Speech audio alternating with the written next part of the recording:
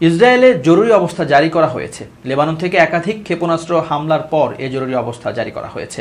রোববার কাতার ভিত্তিক সংবাদ মাধ্যম আল জাজিরার এক প্রতিবেদনে তথ্য জানানো হয়েছে। প্রতিবেদনে বলা হয়েছে, ইসরায়েলের প্রতিরক্ষা মন্ত্রী ইয়োভ গ্যালান্ট 48 ঘন্টার জরুরি অবস্থা জারি করেছেন।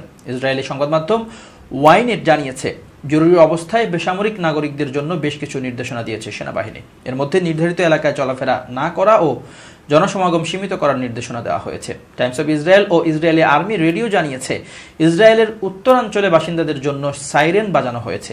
এছাড়া এলাকাটিতে হামলার ব্যাপারেও সতর্ক করা হয়েছে। ইসরায়েলি কর্তৃপক্ষ জানিয়েছে, বেন গুরিয়ান আন্তর্জাতিক বিমানবন্দর থেকে তেল আবিবের সব ফ্লাইট বাতিল করা হয়েছে। এসব ফ্লাইট অন্য বিমানবন্দরে পাঠানো হয়েছে। টাইমস অফ ইসরায়েল জানিয়েছে, নিরাপত্তা পরিস্থিতির কারণে বেন গুরিয়ান বিমানবন্দরে ফ্লাইট পরিচালনাতে দেরি হচ্ছে।